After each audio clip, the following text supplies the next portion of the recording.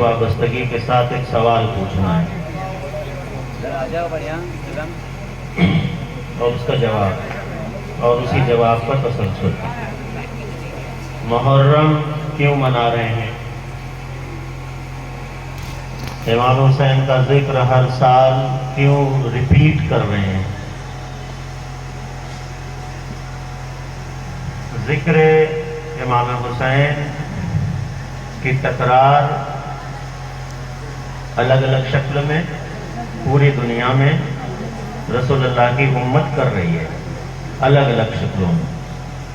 कोई मातम करके, कोई नौहा कर पढ़ के करके, कोई मरसिया पढ़ के, कोई गिरिया करके, कोई ताजिया रख के, कोई परचम उठा के, कोई अलम उठा के, कोई जुलजना निकाल के, कोई जरी सजा के, कोई अपने यहाँ ताजिया रख के, याद बारगाह से दुशोदा बना के। जिक्र के मुख्तलिफ तरीक़े हैं जिससे इमाम हुसैन के जिक्र को जिंदा रखा। क्यों? ये अज़ादारी, ये मातमदारी, सीना ज़नी और इमाम हुसैन का जिक्र हर साल तकरार क्यों? इसका फ़ायदा इसी अज़ाखाने में, इसी इमामबाड़े में, खानकाह में, दरगाह में, आस्थाने में ताज़िए रखे हुए हैं, हर साल बनते हैं और दफन किए जाते हैं। 550-590 साल की तारीख़ है यहाँ की। यहाँ पर शेख मखदूम सारंग रहमतुल्लाह अलैह की बारगाह है।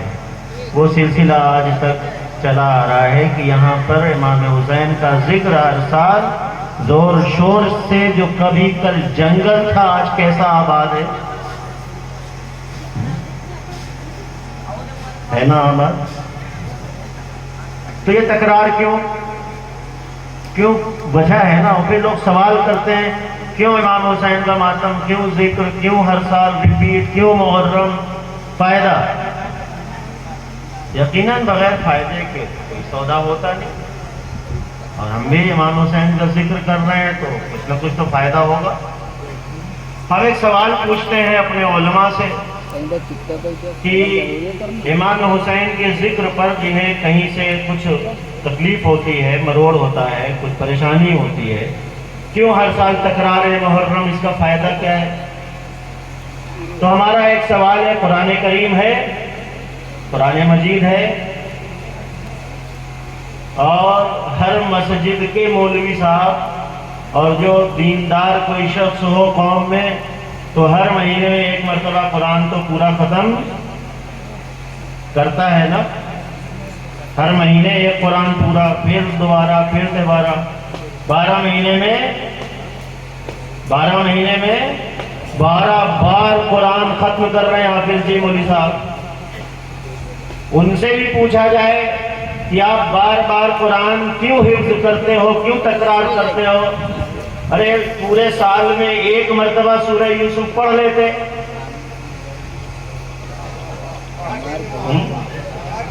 पूरे साल में एक मरतबा किस्सा मूसा पढ़ लेते।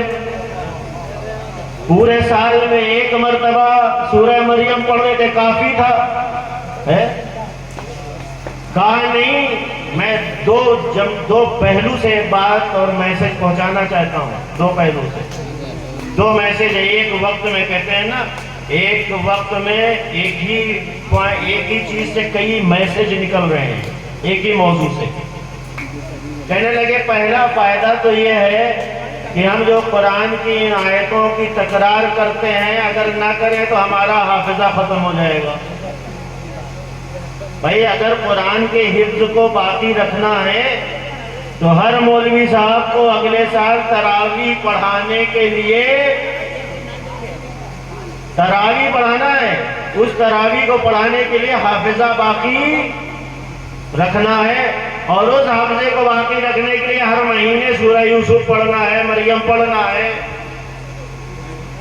क्यों भाई? इसलिए कि सूरा भूल जाएंगे, तरावी नहीं पढ़ा पाएंगे। हमारे तुम एक तरावी पढ़ाने के लिए इतना कुरान रख रहे हो, हम पूरा इस्लाम जिंदा रखने के लिए हुसैन को याद कर रहे हैं।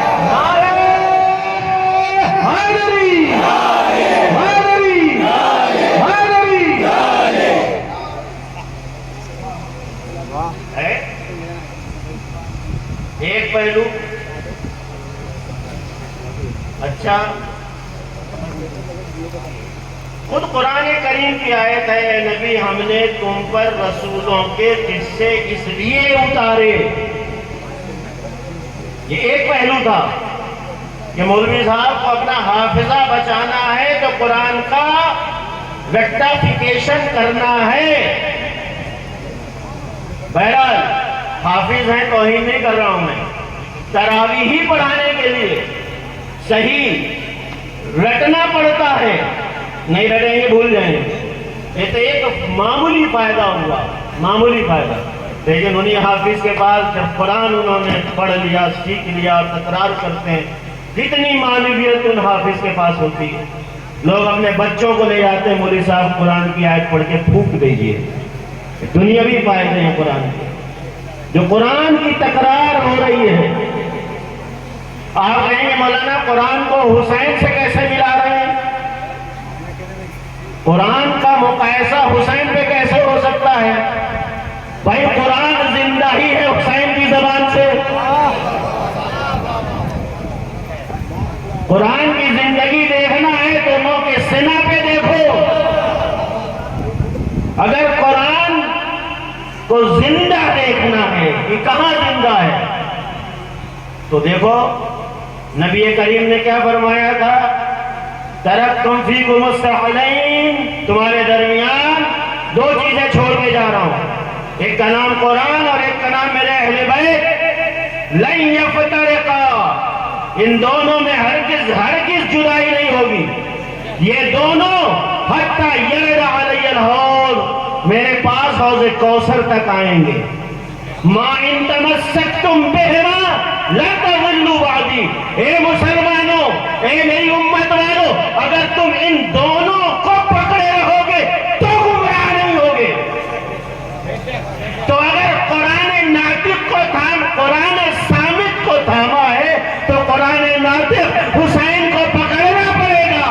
اگر تمہیں قرآن اور اہل بیت کے ساتھ رہنا ہے تو حسین کے بغیر قرآن نہیں، قرآن کے بغیر حسین نہیں.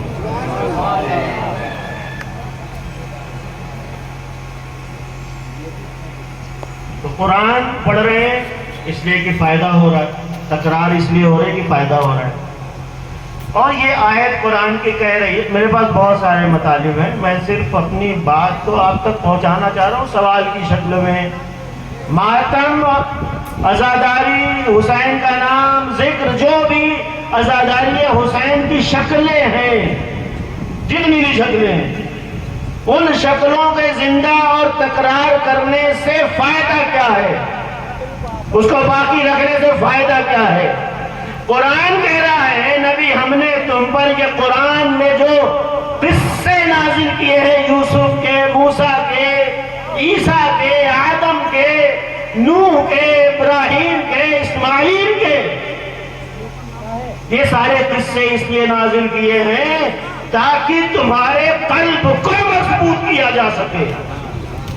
اچھا، یعنی موسیٰ کا قصہ پڑھا جائے تو دل مضبوط ہوتا ہے. اما جب قرآن میں قصے موسیٰ پڑھ کے دل مضبوط ہوتا ہے تو پھر حسین کے عباس کا قصہ پڑھ کر کے جگر، دل، دماغ سب مضبوط ہوتا ہے.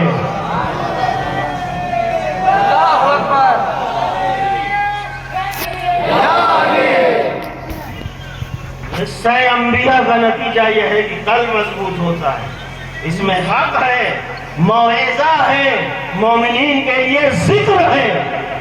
خدا کی قسم واقعہ کربلا بھی مومنین کے لیے ذکر ہے، واقعہ کربلا بھی حق ہے. کربلا کے واقعے میں موعظہ ہے، کربلا کے واقعے میں حق و باطل کے درمیان امتزاج ہے، کربلا کے واقعے میں انسانیت پنپتی ہے، انسانیت کو تربیت ملتی ہے. اگر قصہ کربلا اسلام سے نکال دو تو خدا کی قسم اسلام کھوکھلا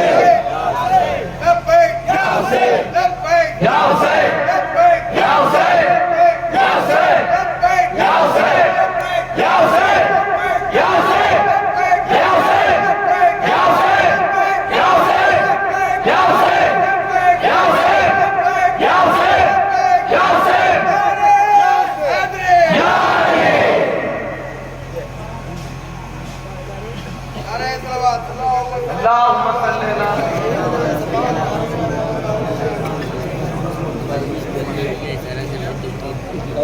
آج اس دنیا میں اسلام میں جو بھی دنیا میں مسلمان ہیں، میں سب کی بات کر رہا ہوں، بہت اطمینان سے بات کہنا چاہتا ہوں، جہاں کوئی بھی حسینی ہے اسے دنیا میں کوئی عزت راب نہیں ہے۔ دنیا کی سب سے مطمئن قوم کا نام ہے حسینی۔ ہمیں ڈر نہیں ہے ہمیں کون مار دے گا، ہمیں کوئی ڈر نہیں ہے کہ دشمن کی یلغار کس حد تک آ سکتی ہے، ہمیں کوئی ڈر نہیں ہے کہ دشمن ہمیں کہاں تک نابود کرنے کے لیے آگے جا سکتا ہے۔ کیوں ڈر نہیں ہے؟ اس لیے کہ ہم کربلا کے اس نقطۂ صفر، اس زیرو پوائنٹ سے آئے ہیں جہاں پر آل رسول کو کربلا میں ختم کرنے کے لیے لشکر یزید اور بنی امیہ نے کوئی کسر نہیں چھوڑی تھی۔ اکلوتے حسین، کربلا میں اکلوتے حسین، اور ان کی بہن اور بیٹیاں اور بیویاں، اور کوئی ساتھ نہیں تھا، اور حل من ناصر ینصرنی کی آواز تھی۔ حسین اس نقطۂ صفر سے، اس زیرو پوائنٹ سے اسلام کو اٹھا کے آج اس اوج، اس اقتدار تک لائے ہیں۔ اس لیے ہمیں ڈر نہیں ہے دشمن کا کہ ہمیں تم کہاں تک مار سکتے ہو، اس سے زیادہ تو نہیں مار سکتے کہ لاشیں حسین ہیں اور اس پہ گھوڑے دوڑا دیے جائیں، گھوڑے دوڑا دیے جائیں۔ ہمارے سامنے کربلا کی یہ تاریخ ہمیں بتاتی ہے کہ ہم اپنی زندگی کو اپنی شہادت میں مضمر پاتے ہیں،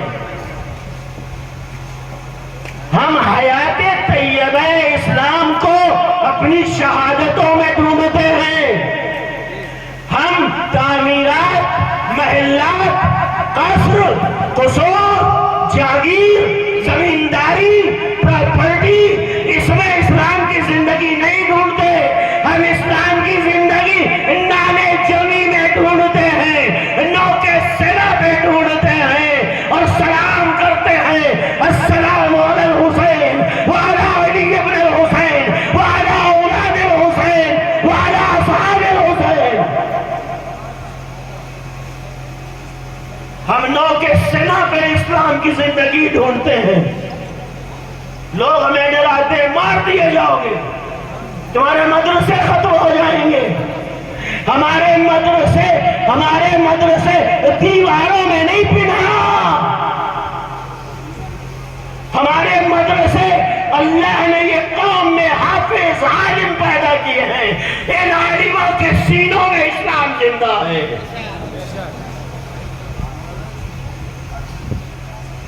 یہ حفظ، ایک فائدہ میں نے تراویح کہا تھا کہ جو رٹے لگائے جاتے ہیں نا، جو عمریں گزاری جاتی ہیں، کوئی یہ سمجھتا ہے شاید در و دیوار بام و در میں اسلام زندہ ہے، جی نہیں، ان سینوں میں اسلام زندہ ہے۔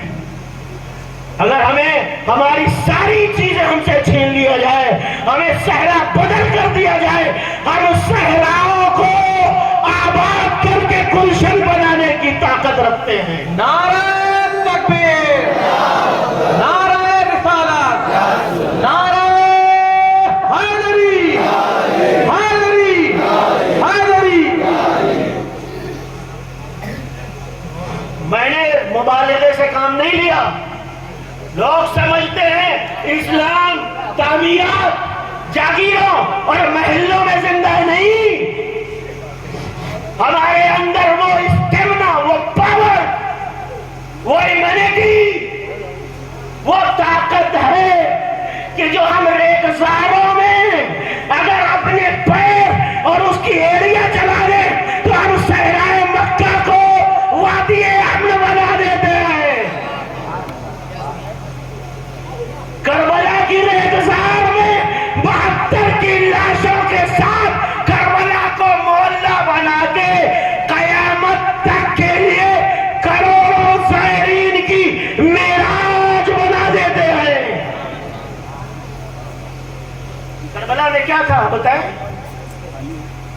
لاشیں حسین تھی اور ایک بیٹا اپنے باپ کی لاش کے سامنے سے گزر رہا تھا. باپ کی لاش کا عالم یہ تھا کہ 10 گھوڑے اس پر چلائے جا چکے تھے, دوڑائے گئے تھے, اور دشمن یہ کہہ رہا تھا, عمر سعد سے آ کر کے وہ 10 زنا زادے ملعون کہہ رہے تھے, ہم نے حسین کے جسم پہ گھوڑے جو دوڑائے ہیں, نحن ربضنا الصدر بعد الدہر, ہم نے حسین کے جسم کو اس طریقے سے مسل دیا ہے ہمارے گھوڑوں کی ٹاپوں نے کہ ہڈی اور گوشت میں کوئی فرق نہیں رہ گیا. اس صحرائے کربلا میں جہاں گردن کٹی لاشیں پڑی تھیں, بیٹا باپ کی لاش سے گزر رہا تھا جو بے غسل و کفن تھا, اور سیدہ زینب خاتون ایک عورت جس نے پیغام کربلا تم تک یہاں تک پہنچایا, ایک خاتون نے, علی کی بیٹی نے, محمد کی نواسی نے آئیں اور بھتیجے کا شانہ تھاما, بیٹا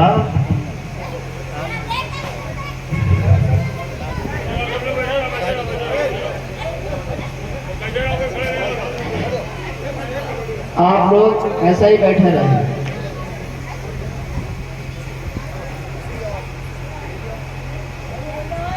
بھتیجے سے کہنے لگے, بیٹا میرے لال غم نہ کرو, تمہارے باپ کا لاشا دفن بھی ہوگا, یہاں تیرے باپ کی قبر کی مزار بھی بنے گی, اس پر پرچم بھی لگے گا, اور دشمن جتنا حسین کو مٹانا چاہے گا تیرے باپ کا ذکر کائنات میں اتنا ہی پھیلتا چلا جائے گا.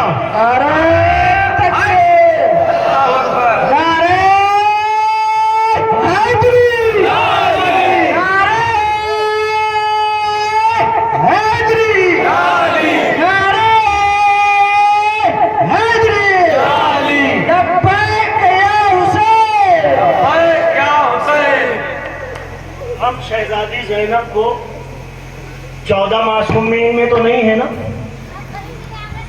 لوگ رسول اللہ کے علم غیب پر شک کرتے ہیں.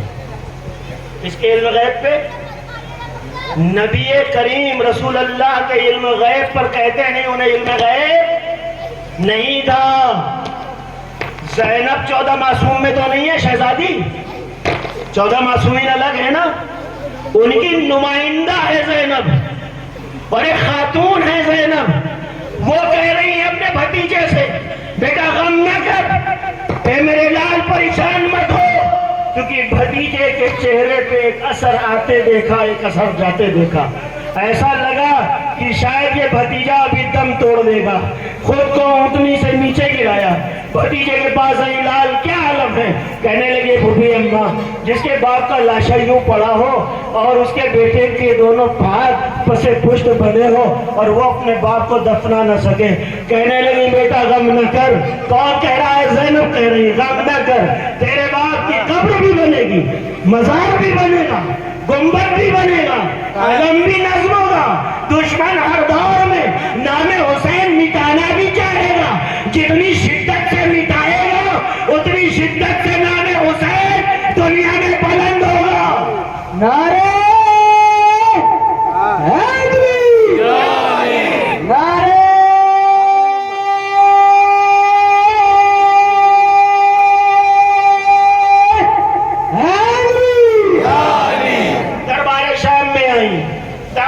ملعون ابن ملعون بیٹھا ہوا تھا. اس ملعون ابن ملعون سے کہتی ہیں, اے یزید, وقت نے مجھے مجبور کیا ہے کہ میں تجھ سے مخاطب ہوں, تو یہ مت سمجھ لینا کہ زینب کی ضرورت ہے. سن اے یزید, اگر اب بھی کوئی کسر باقی رہ گئی ہے, اگر اب بھی ہم پر ظلم کرنے میں کوئی کسر باقی رہ گئی ہے اور کوئی تمنا رہ گئی ہے, تو وہ بھی پوری کر دے. خدا کی قسم یزید سن, تو چاہے جتنی طاقت لگا لے, تو ہمارے ذکر کو مٹا نہیں سکتا, میرے نانا پہ آئی ہوئی وحی کو نابود نہیں کر سکتا. لوگ محمد مصطفیٰ کے علم غیب پر اعتراض کرتے ہیں، ان کی نواسی ایسا علم غیب دے کے گئی ہے کہ آج کائنات کے ذرے ذرے میں لبیک یا حسین اور لبیک یا رسول اللہ کا نعرہ پوری دنیا میں گونج رہا ہے۔ لبیک یا حسین، لبیک یا حسین، لبیک یا حسین، لبیک یا حسین، لبیک یا حسین، لبیک یا حسین۔ یہ خاتون کی پیشین گوئی تھی، زینب کبریٰ کے جملے تھے۔ ایک سلسلہ ہے اس پوری نہضت کا شہزادی کا، شہزادی پہ گفتگو کی جائے گی تو پھر ان کی مادر گرامی تک جایا جائے گا، اور اس پوری نہضت عاشوراء مکمل کربلا کی جو اہم پیغامبر ہیں اس کا نام ہے ثانیہ زہرا۔ آج یہاں پر بین منا رہے ہیں، آج جو آپ چہرہ میں امام حسین منا رہے ہیں سرزمین پر، یہ وہ زینب کبریٰ کی دین ہے، اس شہزادی کی دین ہے کہ جس نے اسلام کو اس طرح سے زندہ رکھا۔ لوگ اعتراض کرتے ہیں اسلام میں خاتون کی حیثیت کیا ہے، لوگ ہم سے کہتے ہیں اسلام میں عورت کا مرتبہ کیا ہے۔ اگر میں یہ دفتر کھولوں گا تو آپ کو کم سے کم 2 گھنٹہ دینا پڑے گا، لیکن میں صرف مختصر 2 سے 3 یا 4 منٹ میں بتا دوں کہ دنیا میں اسلام کی حیثیت کیا تھی اور اسلام میں عورت کی حیثیت کیا ہے، اسلام میں عورت کو کیا مرتبہ ملا ہے۔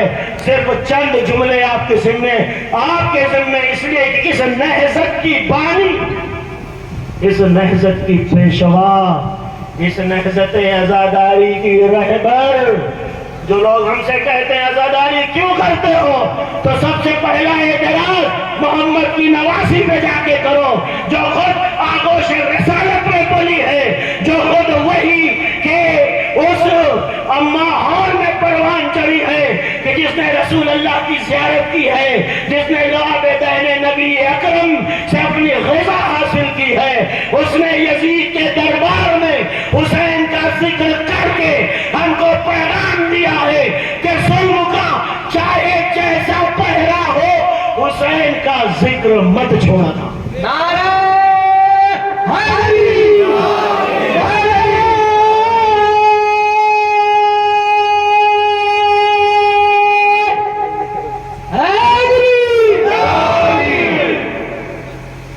دنیا کی تہذیب، ثقافت، پتہ نہیں خطاب کا موقع آپ کے سامنے آئندہ ملے گا یا نہیں ملے گا، ذہنوں میں محفوظ رکھیے کہ اسلام نے مرتبہ کیا دیا ہے۔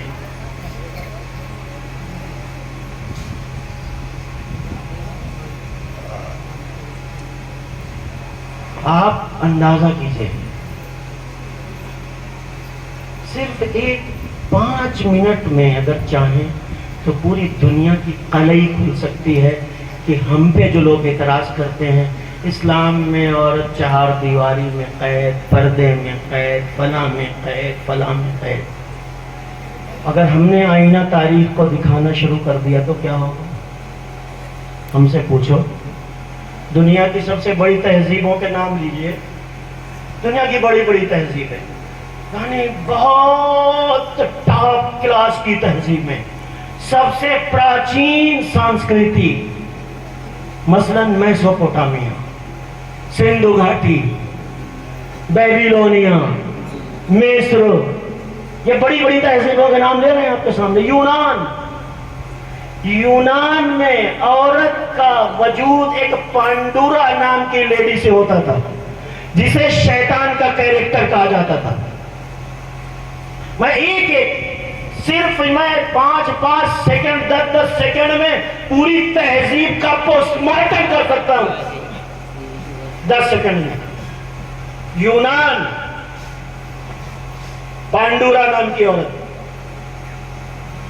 نیل نام سنا ہے نا، نیل، دریائے نیل مصر میں جب دریائے نیل خشک ہو جاتی تو جوان دوشیزہ کو لے جا کے ڈبویا جاتا زبردستی تاکہ نیل کو غفور پیدا ہو، پھر سے پانی آئے۔ 2، नंबर 3 मेसोपोटामिया, माँ बहनें हैं मेरी, बेटियां हैं, लेकिन बहरहाल पैगाम देना है। मेसोपोटामिया में जो आज का बेबीलोनिया, ये बैनुन नहरैन की तहजीब, इराक, पूरा इराक और उसी से लगा हुआ टर्की और उसी से ये पूरा बैनुन नहरैन का इलाका, वहां पर एक मंदिर होता था। उस मंदिर में ले जा करके रात में दोशीजा को छोड़ दिया जाता। अगर शादी करनी है उसकी तो उसको रात में मंदिर और मंदिर वालों के हवाले। वीनस नाम का मंदिर होता, अब क्या होता उसके आगे मैं नहीं कहूंगा। अगर उसे शादी करनी है तो 4 ईरान की तहजीब, बहनों से शादी की जाती है। बहराम ने अपनी बहन से शादी की। नंबर 6 चाइना, वहां कहा जाता कि अगर एक दिन अजाब में रहना है तो परिंदा पालो, और अगर पूरे साल अजाब में रहना है तो मेहमान ला के रख लो, पूरी जिंदगी अजाब में रहना है तो शादी कर लो। सुन रहे हैं? अफ्रीका, औरत का कच्चा गोश्त खाया जाता।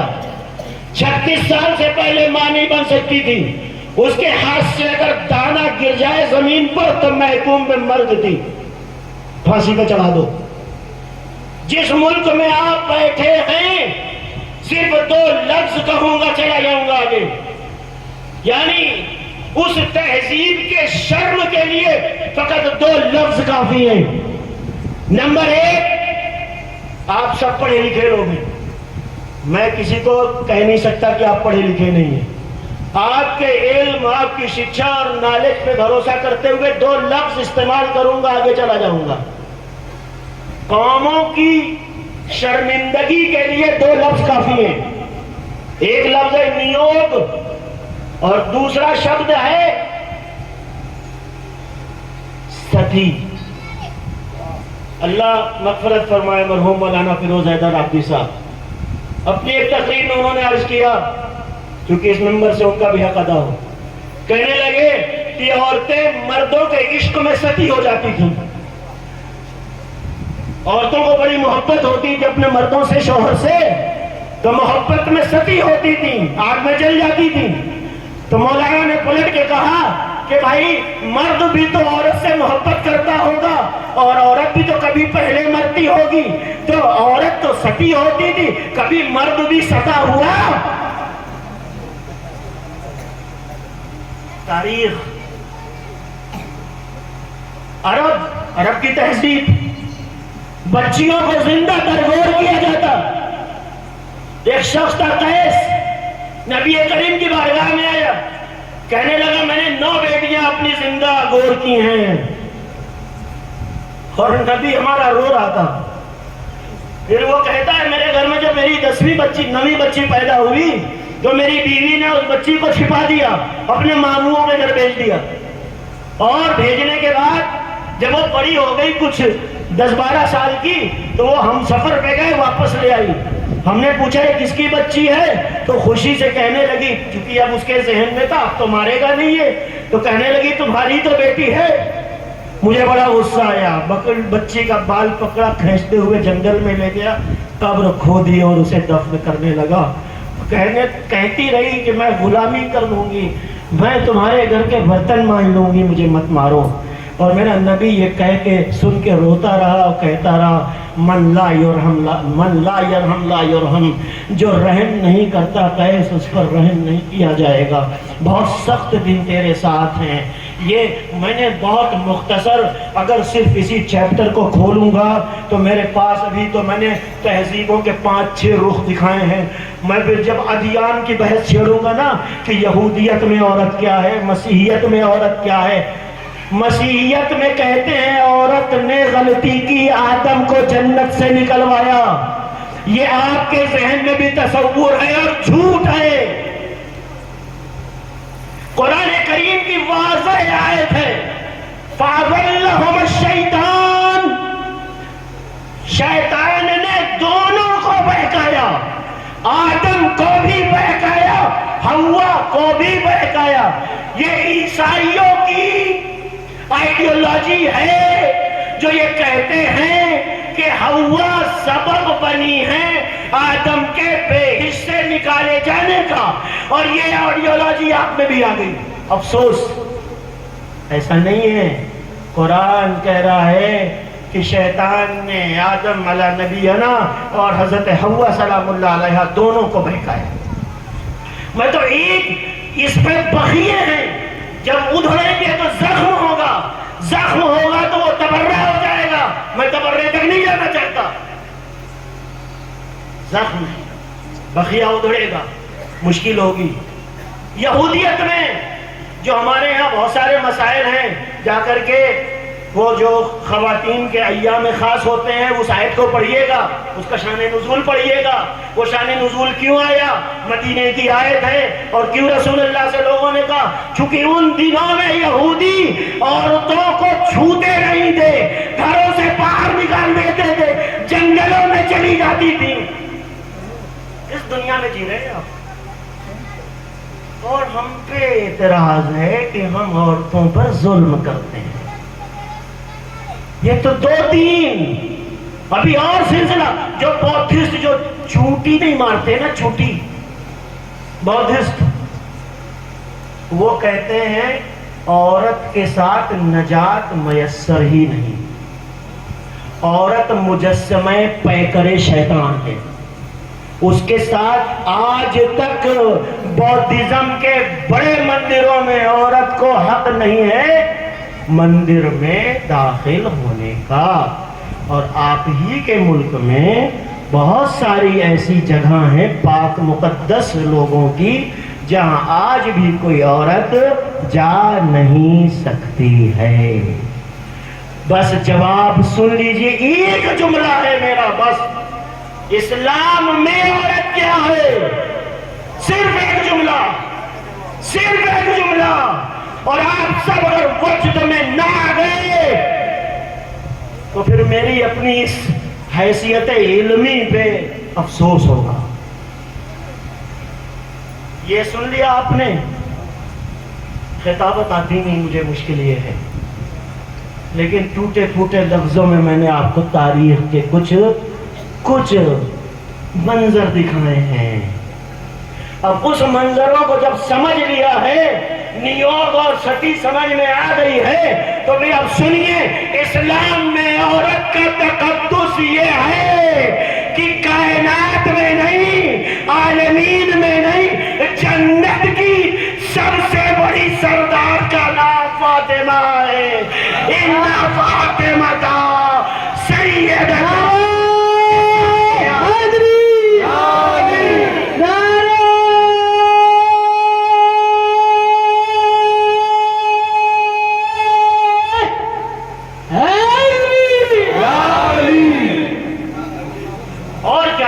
इतनी तफसील में जाऊं,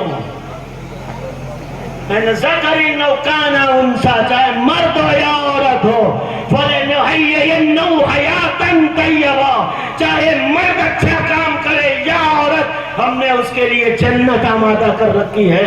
तुम्हें जन्नत मर्द और औरत की बुनियाद पे नहीं मिलेगी, तुम्हें जन्नत तुम्हारे अमल सालिहा की बुनियाद पे मिलेगी।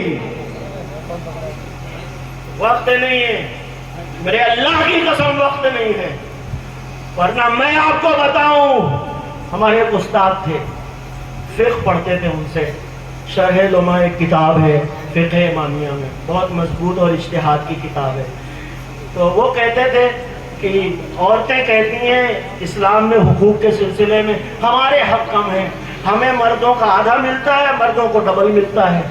कहने लगे अगर मर्दों को, सारी औरतों को ये पता चल जाए इस्लाम में औरतों के हुकूक क्या है, तो अगले दिन से मर्द रैली निकालेंगे, रैली औरतों के खिलाफ, हमारे हक हमको मिलने चाहिए। मसलन औरत अगर बच्चे को दूध पिलाती है तो शौहर से मुतालिबा उजरत कर सकती है, औरत अगर घर में खाना पकाती है तो मुतालिबा उजरत कर सकती है, औरत अगर घर का कोई भी काम करती है तो मुतालिबा उजरत कर सकती رکھتی ہے. عورت تمہارے گھر کی کنیز نہیں ہے. عورت کو اللہ نے امانت بنا کے تمہارے سپرد کیا ہے. تبھی علی مرتضیٰ جب فاطمہ کو لحد میں اتار رہے تھے تو کہہ رہے تھے اے میرے اللہ، میں نے جو امانت تیرے نبی سے لی تھی میں محمد کے حوالے کر رہا ہوں. اے اللہ، میں نے امانت میں کوئی کمی نہیں رکھی ہے. عورت مانند پھول ہے، اسے سونگا جاتا ہے، اس پر سختی نہیں کی جاتی ہے. میں کتنے جملے آپ کو بتاؤں، یہ کمال ذات زن ہے کہ امام خمینی کہتے ہیں مرد از دامن زن پہ معراج بھی رود. اگر کوئی مرد معراج پہ جاتا دیکھو تو سمجھ لو وہ بھی ایک آمنہ کے آغوش سے معراج کی منزلوں تک پہنچا ہے. نعرہ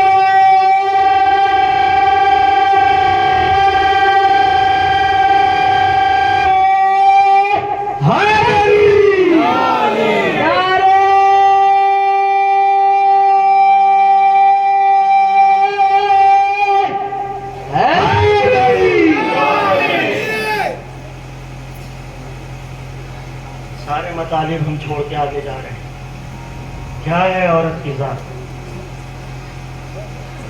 اللہ تعالیٰ نے قرآن کریم میں جو عظمتیں خواتین کی بتائیں، میں اس سے چونکہ اس تفصیل میں جائیں گے تو علمی بحث ہے. اشارہ میں نے کیا ہے پورے عالم اسلام کے بڑے بڑے محدثین کا اتفاق و اقرار ہے. بعد النبی، اللہ کے نبی کے بعد اس روئے زمین پر سب سے افضل ذات کون ہے؟ یہ میں نہیں کہہ رہا ہوں، میں نہیں کہہ رہا. علماء شیعہ، علماء اہل سنت کا متفقہ فیصلہ، نبی کریم کے بعد سب سے نزدیک ذات رسول اللہ، سب سے افضل کون ذات ہے؟ خود محدث دہلوی نے اس بات کا اقرار کیا ہے، فَهِيَ فَاطِمَةُ الزَّهْرَا سلام اللہ علیہا. کیوں؟ اس لیے کہ وہ جسم پیغمبر، جگر پارے پیغمبر ہیں، اسی نور کا حصہ ہے جو نور رسول اللہ کا ہے. یہ ذات زن ہے، یہ مرتبہ خاتون ہے اسلام میں.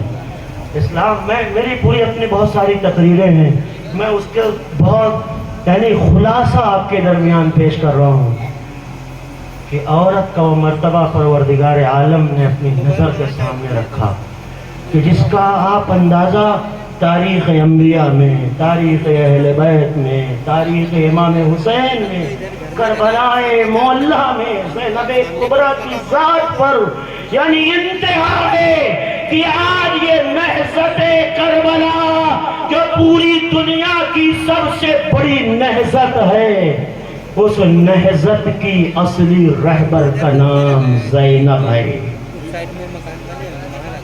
مدینے سے دو رہبر چلے تھے، ایک کا نام حسین تھا، ایک کا نام زینب تھا. مدینے سے کربلا عصر عاشور تک قیادت حسین کے ہاتھ میں تھی، لیکن عصر عاشور کے بعد قیادت کی باغڈور زینب کے ہاتھ میں ہے. اس خاتون کے ہاتھ میں ہے یہ باغڈور کہ جو عورت ہے، جو خود مظلوم ہے، جس پر خود ستم ڈھائے گئے ہیں، جس کا عالم یہ ہے کہ اس کے اوپر کوڑے لگائے گئے ہیں، اس کے سامنے اس کے بھائیوں کو ذبح کیا گیا ہے، اس کے سامنے اس کے بیٹے مارے گئے ہیں، لیکن وہ خاتون حوصلہ نہیں ہارتی ہے. اس کے بعد بھی وہ خاتون ہمت سے کام لیتی ہے، چیلنج کو فرصت میں تبدیل کرتی ہے. جن حالات میں اہل بیت کو اسیر کیا گیا تھا، جن حالات میں انہیں قیدی بنایا گیا تھا، ان حالات میں اگر بڑے سے بڑے مرد بھی ہوں تو وہ بھی ہمت ہار جاتے ہیں. پھر جب عورتوں کو اسیر کیا گیا ہو تو عورتوں کو تو اور ہمت ہار جانا چاہیے تھا. پھر وہ زینب کبریٰ، وہ اس وقت تک حسین کے سپاہی عباس تھے، حسین کے سپاہی علی اکبر تھے، حسین کے لشکر کے سپاہی جس وقت حسین رہبر نہضت تھے، ان کے سپاہی حبیب ابن مظاہر تھے، زہیر قین تھے، جون تھے، لیکن جب رہبر بدلا، کمانڈر بدلا تو سپاہی بھی بدلے۔ زینب کے سپاہیوں میں سکینہ ہے جس کے خود چہرے پہ سنگین تماچوں کے نشان ہیں۔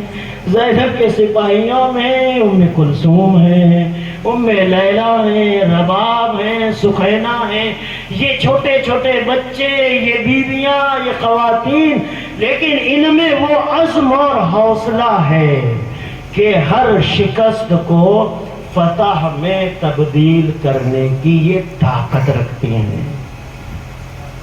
یزید کا ہدف کیا تھا؟ یہ میری تقریر کا آخری پڑاؤ ہے، میں نے اپنی بات تمام کر دی۔ ہدف کیا تھا یزید کا؟ امام حسین کے قتل کے بعد، سوال ہے نا، قتل کے بعد امام حسین شہید ہو گئے، سارے لوگ مار دیے گئے، یہ محمد رسول اللہ کی نواسی ہیں، مولا علی کی بیٹی ہیں، فاطمہ کی بیٹی ہیں جو جنت کی سردار ہیں، تو ان کو اسیر کرنے کا مطلب کیا تھا؟ کیا تھا مقصد؟ آل رسول کو ذلیل کرنا، ان کی توہین کرنا، پوری امت میں یہ میسج دینا، اے دنیا والوں، اے مسلمانوں، تمہارے نزدیک اسلام میں اس وقت سب سے مقدس کون ہے؟ اسلام میں سب سے مقدس اس وقت کون تھا پورے مسلمانوں کے نزدیک؟ حسن اور حسین، نو ڈاؤٹ، کوئی شک۔ اور حسن اور حسین اب شہید ہو گئے، ان کے بعد محمد کی نواسی زینب جو رسول اللہ کا خون، علی کی بیٹی، شیعوں کے نزدیک پہلے خلیفہ کی بیٹی تب بھی محترم، اہل سنت کے نزدیک چوتھے خلیفہ کی بیٹی تب بھی محترم، خلفائے راشد کی بیٹی، اور پھر اس کے بعد نبی کی بیٹی، اتنی محترم زینب۔ تو زینب کو اسیر بنانے کا مقصد کیا ہے؟ امت کو پیغام دینا چاہ رہا تھا یزید، مسلمانوں، تم جن کو سب سے مقدس سمجھتے ہو، ہم اس تقدس کو رون ڈالیں گے تاکہ آنے والی صدیاں، سینکڑوں سال تک تم سوچ بھی نہ سکو اسلام میں کون مقدس ہے۔ تم یہ سوچتے رہو، جب ہمارے ان مقدس لوگوں کا حال یہ کر دیا گیا، ہم تو امتی ہیں، ہم تو کلمہ پڑھنے والے ہیں، ہم کیا کر سکتے ہیں؟ جب مقدس لوگوں کی لاشوں کو رون دیا گیا، محمد کی نواسی کے ہاتھوں میں ریشمان باندھ دیے گئے، محمد کی بیٹیوں کو اسیر بنا کے کوفہ، بالابد، نصیبین، حلب، شام تک لے جایا گیا، بے عزتی در بے عزتی کی گئی۔ کیوں؟ اس لیے مسلمانوں، اب بھول جاؤ خلافت کوئی چیز ہے، بھول جاؤ امامت کوئی چیز ہے، بھول جاؤ معنویت کوئی چیز ہے۔ اسلام میں بس اور بس سلطنت ہے، اور یزید میں سلطان ہوں، اور اس کے علاوہ اسلام میں کوئی مقدس نہیں ہے۔ شہزادی نے کہا ملعون، شیطان، تو صحیح محمد کی نواسی، جن حالات میں عورتوں کو پردوں میں رہنا چاہیے اور ان کا پردہ چھن جائے، جن حالات میں اتنا ظلم ہو کہ وہ یہ سوچیں کہ ہم زندہ بچ جائیں کافی ہے، زندہ بچ جائیں کافی ہے، ان حالات میں زینب نے کوفہ، حلب، شام کو فتح کر کے حسینیت کے انقلاب کا پرچم یزید کے دربار پہ لہرایا۔ نعرہ حیدری، حیدری، حیدری، نعرہ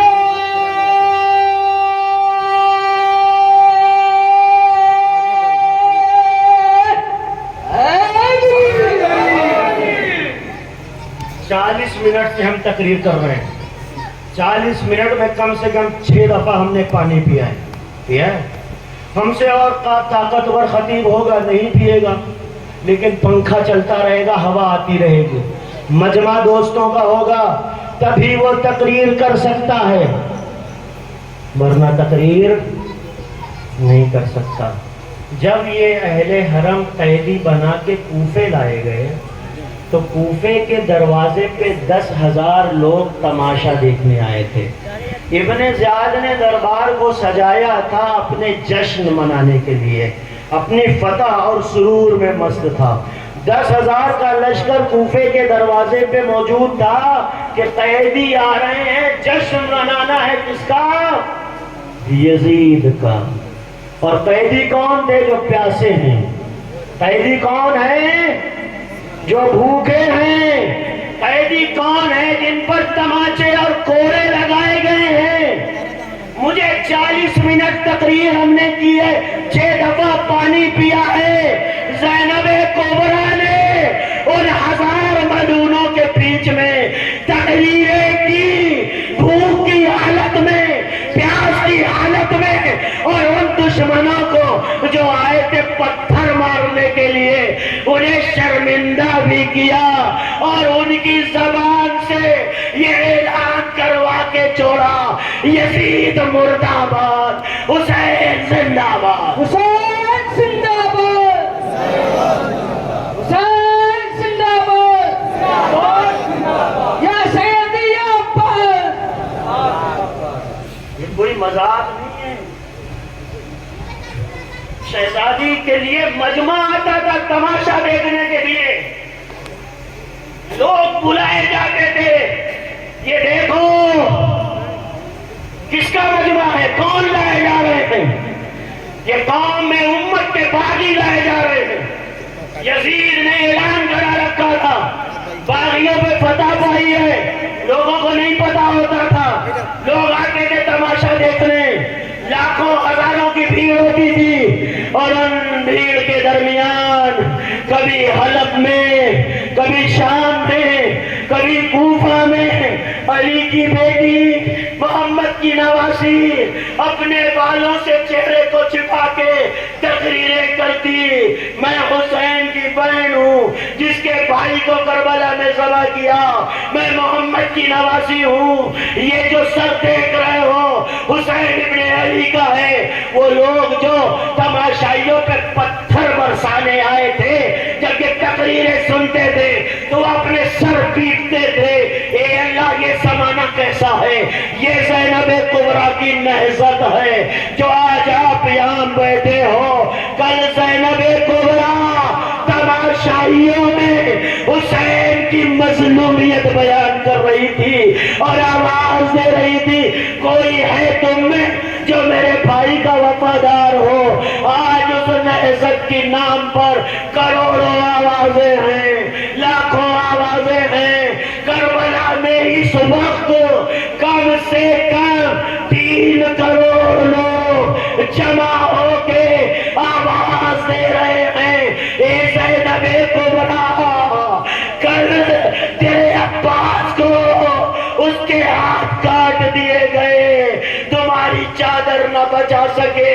اے زینب آج ہم سب تمہارے محافظ ہیں اور تمہارے بھائی کے نام کو زندہ رکھنے کے لیے اپنی جان ہتھیلی پہ لے کے آئے ہیں اور عہد کرتے ہیں کہ جب تک اس سینے میں سانس ہے تب تک لبیک یا حسین کا نعرہ. لبیک یا حسین، لبیک یا حسین، لبیک یا حسین، لبیک یا حسین، لبیک یا حسین، لبیک یا حسین، لبیک یا حسین، لبیک یا حسین، لبیک یا حسین، لبیک یا حسین، لبیک یا حسین، لبیک یا حسین، لبیک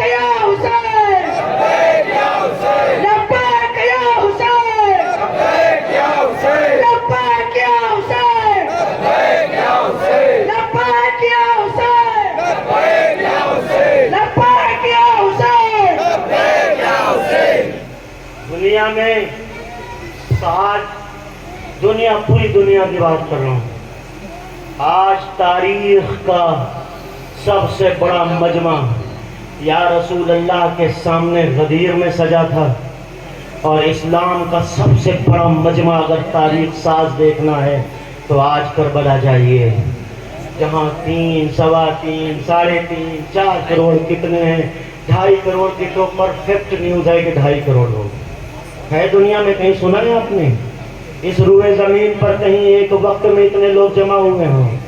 کس لیے جمع ہوئے ہیں لوگ؟ کس ہدف سے جمع ہوئے ہیں؟ کیا مقصد ہے ان کا؟ صرف ایک مقصد ہے کہ اسلام میں انسانیت زندہ ہے۔ مکتب حسین ایک ایسا مکتب ہے، ایک ایسی تھاٹ ہے، ایک ایسا مکتب فکر ہے، اس میں آپ کو اس مکتب کے ماننے والوں میں گنہگار تو مل جائیں گے، لیکن ایک شخص اس مکتب میں آتنکوادی نہیں ہے۔ جہاں سے لوگ فتویٰ لگاتے ہیں نا، یہ بدعت، وہ بدعت، وہ بدعت، وہاں تو آتنکوادی مل جائے گا، لیکن اس مجمع نے نہ فتویٰ دیا ہے نہ فتویٰ دیتا ہے۔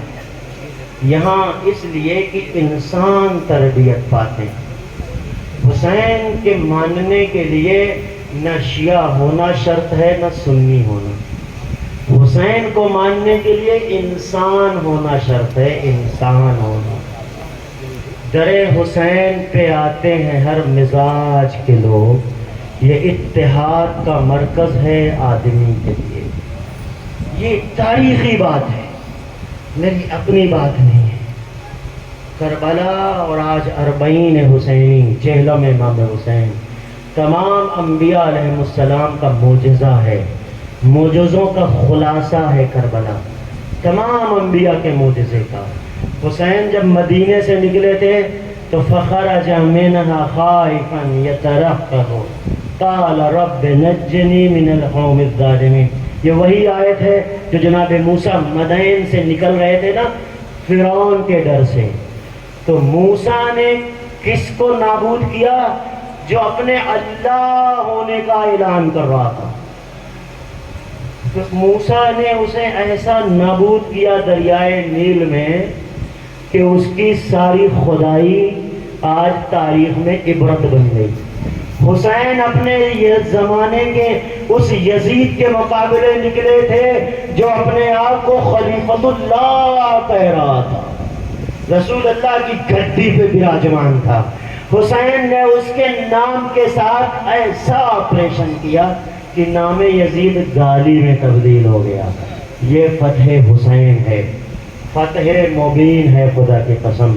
حسین وارث آدم ہیں، وارث نوح ہیں، سر اسماعیل و ابراہیم بود، یعنی ان اجمال را تفصیل بود، اللہ اللہ ابائے بسم اللہ پدر، مانیے زبہ عظیمہ مت پسر، آن کے زیر تیر گوید لا الہ، آن کے از خونش تیروید لا الہ، آن کے بخشت بے یقین آرا یقین، آن کے لرزد سجود و یہ زمین۔ وہ حسین جو یہ بے یقینوں کو یقین عطا کرے، وہ حسین جب زین فرس سے گریں تو بھی اللہ کی بارگاہ میں سر رکھ کے آواز نے الہی لا معبود سوا۔ وہ حسین کے جن کے خون سے توحید کو زندگی ملی، وہ حسین جو بنائے لا الہ الا اللہ ہے، وہ حسین جو شاہ بھی ہے، بادشاہ بھی ہے، دین بھی ہے، دین کی پناہ بھی ہے، وہ حسین کہ جس کے نور، جس کے خون سے لا الہ الا اللہ کو زندگی ملی، وہ حسین کہ فضاز بادر مخالف چقیر گوں گردید، عزیز فاطمہ از پسر نگوں گردید، نظر جنا دیگر تاب استقامت داشت، نہ سید الشہداء بر جدار طاقت داشت، بلند مرتبہ شاہی زس صدر سی افتاد، اگر غلط نہ کنم مرچ بر زمین افتاد۔ حسین زین فرس زمین پہ آئے، کیسے آئے عزیزو؟ ایک فقرہ میں نے پوری گفتگو کو سمیٹ کے آپ کے سامنے رکھ دیا۔ کیسے آئے جانتے ہیں؟ اس حالت میں آئے کہ 3 پل کا تیر آپ کے سینے میں لگا، پشت سے نکلا، خون کا فوارہ نکلا اور آپ تیوریاں بدل گئی اور آواز دے رہے تھے الہی الہی ترکت الخلق ترک فی ہواک، اے میرے اللہ ایتمت العیال لکی یراک، اے میرے معبود میں نے سب کچھ چھوڑا تیری محبت میں، تیری دیدار میں۔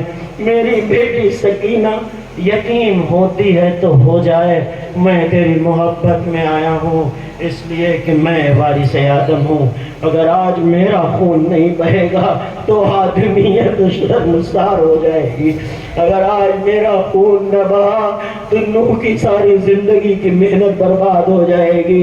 الہی فلو قطعتنی فی الحب عربا لما ان الفؤاد لا سواک، میرے معبود اگر تیری محبت میں حسین کے جسم کے ٹکڑے ٹکڑے کر دیے جائیں تب بھی اب حسین تیرے عشق سے دستبردار نہیں ہوگا۔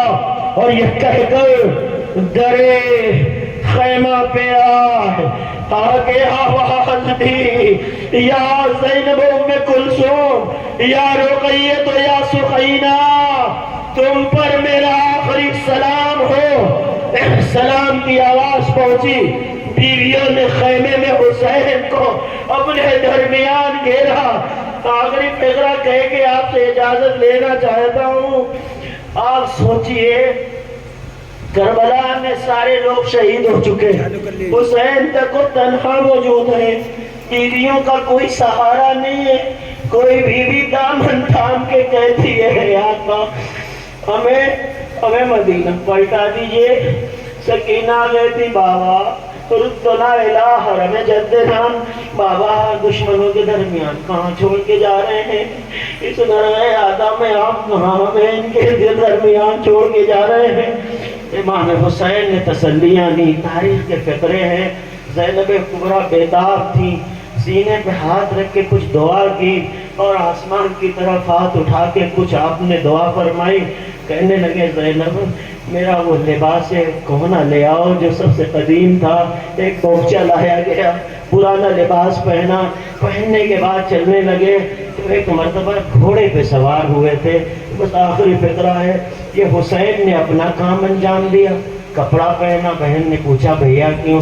فرمایا بہن جب مقتل میں آؤ گی نا تو حسین کی لاش کو پہچان نہیں سکوگی۔ یہ فقرہ کہہ کہ گھوڑے پہ سوار ہوئے، چلنا چاہتے ہیں۔ راوی یہ کہتا ہے ایک مرتبہ گھوڑے کو مہمیز کرتے ہیں، دیکھا کہ گھوڑا آگے نہیں بڑھتا، پھر اس سے اشاروں میں کہتے ہیں آخری مرتبہ سوار ہوں، اب نہ مجھے عباس کی لاش پہ جانا ہے نہ علی اکبر کی لاش پہ، نہ قاسم کے ٹکڑے اٹھانے ہیں۔ اے میرے راہوار تیری زحمت تمام ہو چکی ہے، مجھے مقتل میں لے جا، چھوڑ کے چلا، تیری زحمت تمام۔ ایک مرتبہ اس پہ بے زبان نے اپنے چہرے کو اوپر اٹھایا اور آنسوؤں کے ساتھ اپنے سر کو نیچے کیا۔ اب جب آپ نے گھوڑے کے پیروں کی طرف دیکھا تو کلیجہ منہ کو آ گیا، دیکھا ننھی سکینہ بابا کے گھوڑوں کے درمیان۔ اے گھوڑے بابا کو نہ لے جا، جو کوئی صبح سے گیا شام تک واپس نہ آیا۔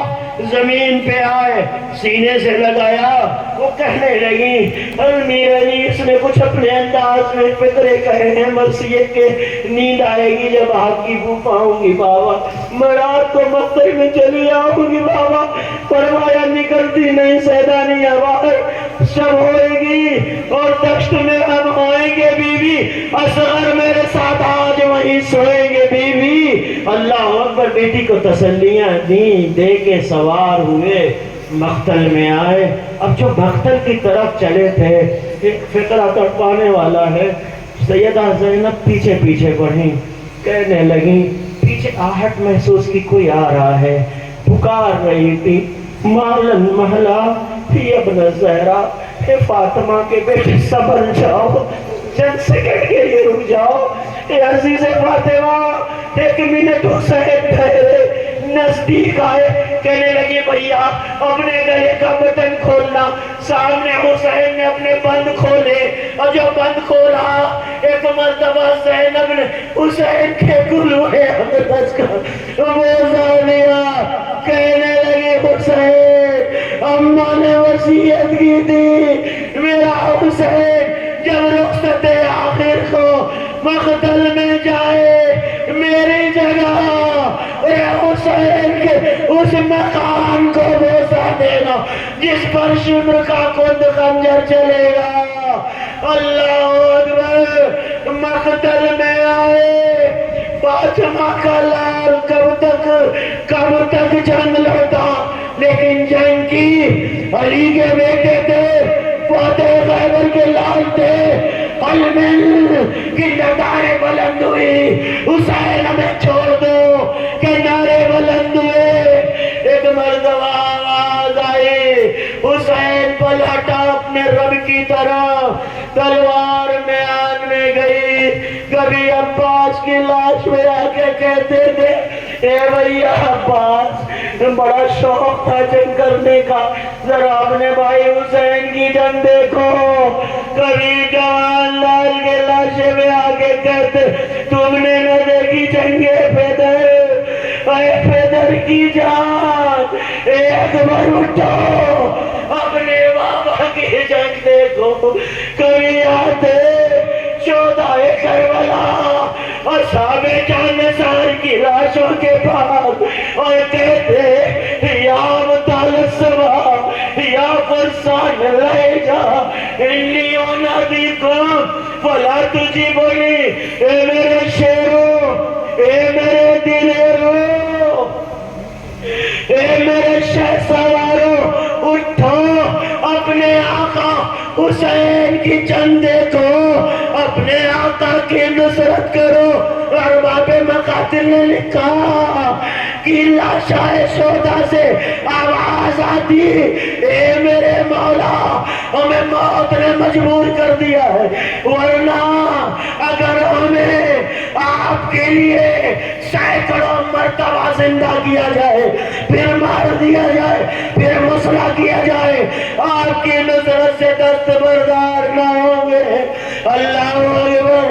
عزیز فاطمہ محمد کا نواسا فاطمہ کا بیٹا درمیان دشمن سامان قتل کا یہ بھی تعزیزوں لوگ پتھر مارتے تھے حسین کو نیزے مارتے تھے حسین کو.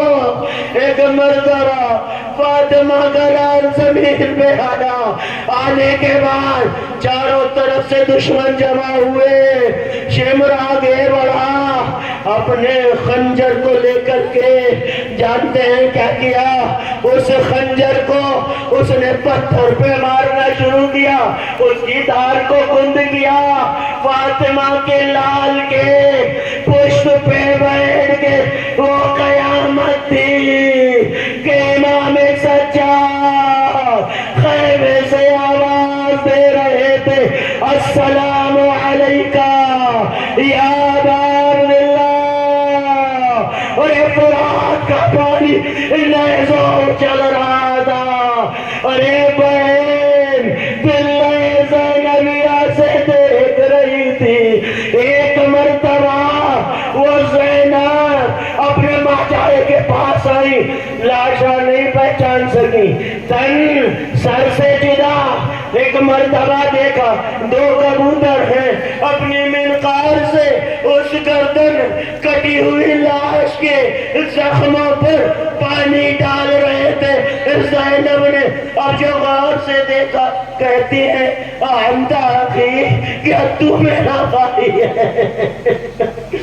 اللہ اکبر. لاش حسین پہ آئی فکرہ ہے مقتل کا اپنے دونوں ہاتھوں کو حسین کی لاش کے پشت میں رکھا آسمان کی طرف سر اٹھا کے کہتی ہے اللہم تقبل هذا القربان. اے اللہ ہماری اہل محمد کی اس قربانی کو اپنی بارگاہ میں قبول فرما. اعلیٰ لعنت